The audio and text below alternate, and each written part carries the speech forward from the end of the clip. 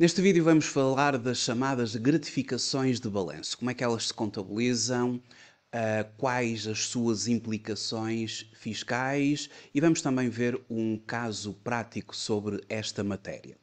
O que é que são gratificações de balanço? As gratificações de balanço, também conhecidas como participações nos lucros, são pagamentos adicionais realizados aos trabalhadores de uma empresa, também podem ser realizados a membros dos órgãos sociais, baseados nos lucros da empresa. E não é necessário que haja uma participação no capital social da empresa. Caso contrário, quando nós temos aqueles que participam no capital social da empresa, temos a distribuição de lucros ou de dividendos, que é diferente das gratificações de balanço. As gratificações de balanço também são diferentes dos prémios de produtividade, por exemplo, porque enquanto os prémios de produtividade são atribuídos mediante o cumprimento de objetivos específicos, as participações nos lucros, as denominadas gratificações de balanço, não estão necessariamente vinculadas a metas pré-definidas. A contabilização das gratificações de balanço é regida pela norma contabilística e de relato financeiro 28, a norma dos benefícios dos empregados.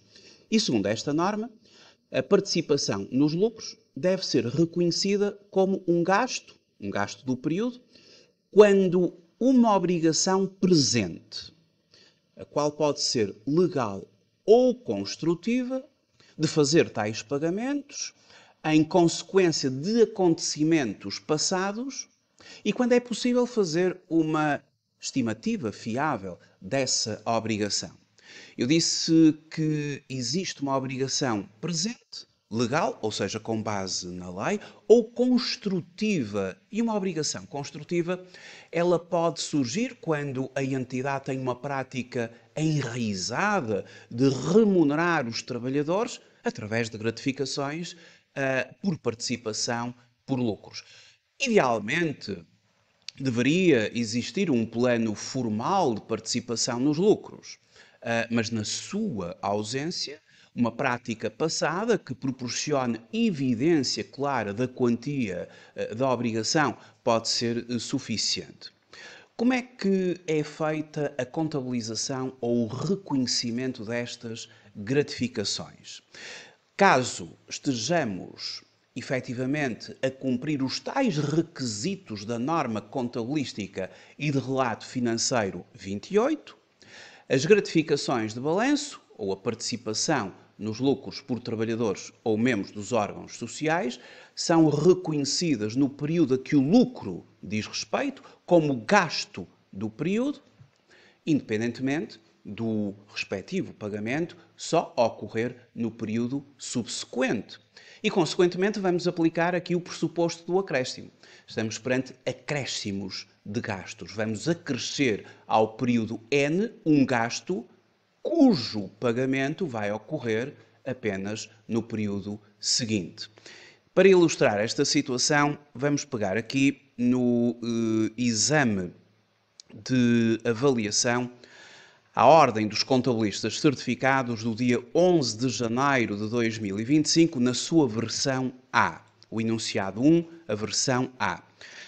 E a questão número 9 diz-nos que no final de 2024, a gerência da Sociedade Danças Latinas, Sociedade Unipessoal por Cotas Limitada, comunicou ao trabalhador Bruno Novo, professor de dança latinas, a atribuição de uma participação nos lucros de 2024 no montante de 750 euros, devido ao seu empenho nas aulas ministradas.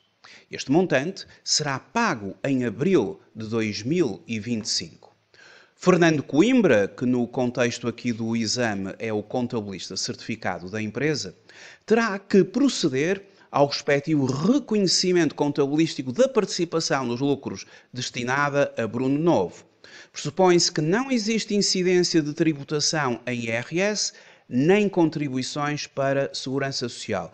Atenção, pressupõe-se que não existe incidência de tributação em sede IRS, mas eventualmente pode haver retenção na fonte em sede IRS, porque estas gratificações são rendimentos sujeitos a IRS. Agora, com este valor de 750 euros, efetivamente, não atingiriam um valor para aplicação de uma taxa de IRS, mas são rendimentos sujeitos a IRS. Agora, em termos de segurança social, aí não. Para já, porque em termos de segurança social, e já estamos a dar aqui algumas luzes sobre a questão fiscal, o artigo 46, número 1 do Código da Segurança Social, faz ali a delimitação da base de incidência contributiva, e o número 2 diz-nos que integram a base de incidência contributiva designadamente as seguintes prestações. E depois, na linha R, diz-nos que integram os montantes atribuídos aos trabalhadores a título de participação nos lucros da empresa, desde que ao trabalhador não esteja assegurado pelo contrato uma remuneração certa, variável ou mista adequada ao seu trabalho, mas diz-nos também aqui que esta alínea só entra em vigor quando for regulamentada, ali nos termos dos artigos 4º e 6º da Lei 110 de 2009, de 16 de setembro, e na redação dada pela Lei 93 de 2019, de 4 de setembro. Portanto, para já, efetivamente, este valor ou estes valores não estão sujeitos à segurança social. Não estão. Mas podem estar sujeitos a IRS e a entidade pagadora terá de proceder ao respectivo mecanismo de retenção na fonte. Neste exame, não vamos aplicar aqui a retenção na fonte, porque é um dos pressupostos, não é? Mas vamos ver como é que isto se contabiliza.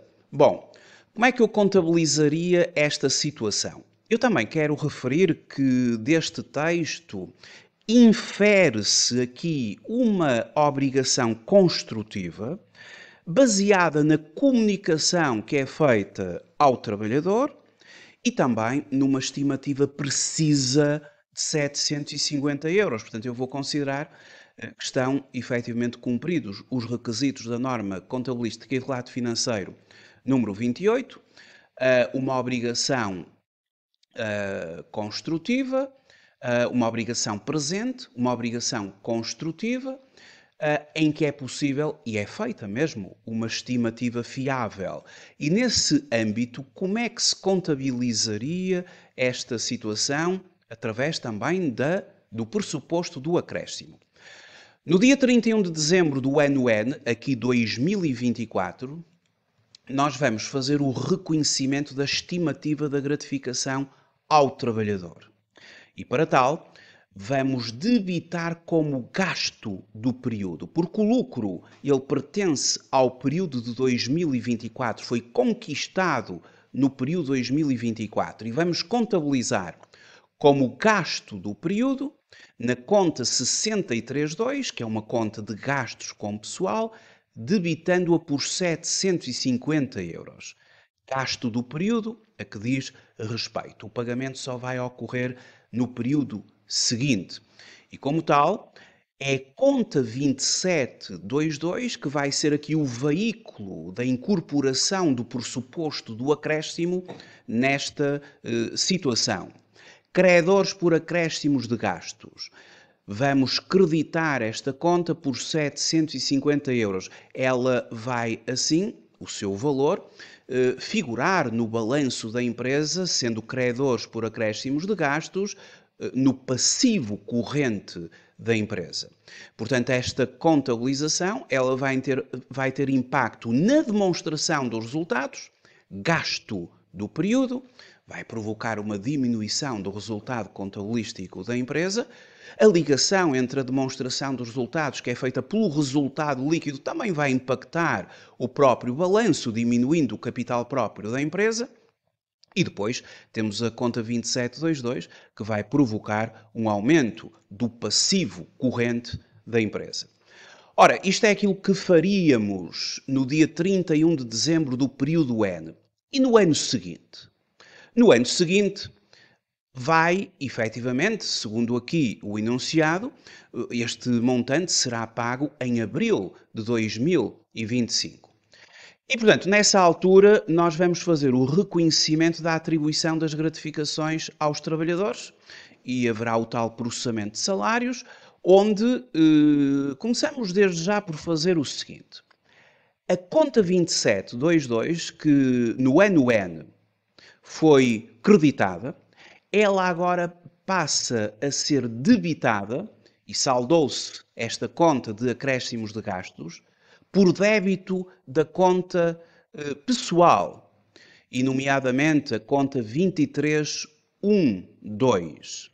A 2312 que vai ser creditada por 750 euros, assumindo agora ela a sua função de passivo corrente.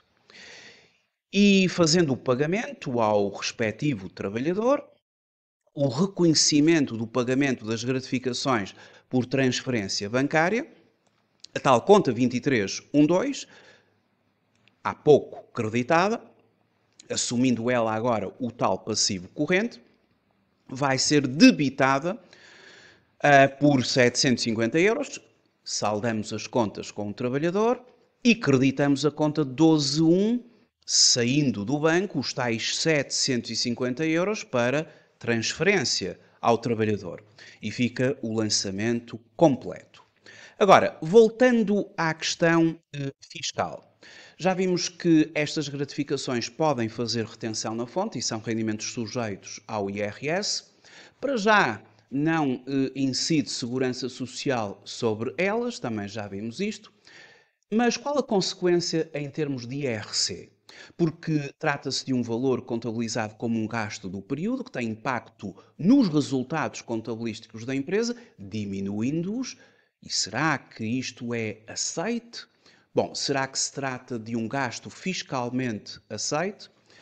Em relação aos trabalhadores, podemos dizer que sim, havendo aqui, efetivamente, a necessidade de cumprir com o que está estabelecido no artigo 23A do Código do IRC, é que este pagamento ele vai ter de ser feito até ao final do ano seguinte. Em relação aos órgãos sociais, existem limitações. E quais são essas limitações? Basta consultarmos a norma. O artigo 23A é encargos não dedutíveis para efeitos fiscais. O seu número 1 refere que não são dedutíveis para efeitos da determinação lucro tributável os seguintes encargos, mesmo quando contabilizados como gastos do período de tributação. E, nomeadamente, a linha O refere sem prejuízo do disposto na linha anterior, e a linha anterior tinha a ver precisamente que estes gastos relativos à participação nos lucros por membros dos órgãos sociais e trabalhadores da empresa são aceites quando as respectivas importâncias, ou por outra, não são aceitos, porque esta norma, não é? É uma norma que são os encargos não dedutíveis. Não são aceites quando não sejam pagos ou colocados à disposição dos beneficiários até ao fim do período de tributação seguinte. Mas sem prejuízo do disposto na linha anterior, os gastos relativos à participação dos lucros por membros dos órgãos sociais não são aceitos, não é? É esta aqui a envolvência. Quando os beneficiários sejam titulares direta ou indiretamente de partes representativas de pelo menos 1% do capital social, na parte em que exceda o dobro da remuneração mensal oferida no período de tributação a que respeita o resultado em que participam. Ou seja, no caso dos órgãos sociais, se a participação for efetivamente superior a 1%, e se o montante da gratificação ultrapassar o dobro da remuneração mensal oferida no período de tributação que respeita, o excesso não é fiscalmente aceite. Isso significa que na declaração modelo 22, no apuramento do lucro tributável, no quadro 7, esse excesso, relativamente aos órgãos sociais, deverá ser considerado um gasto não dedutível relativo à participação nos lucros por membros dos órgãos sociais e acrescido no campo 735. Estas são implicações fiscais que esta matéria nos oferece. Muito obrigado por ter visualizado este vídeo. Até uma próxima oportunidade. Até breve.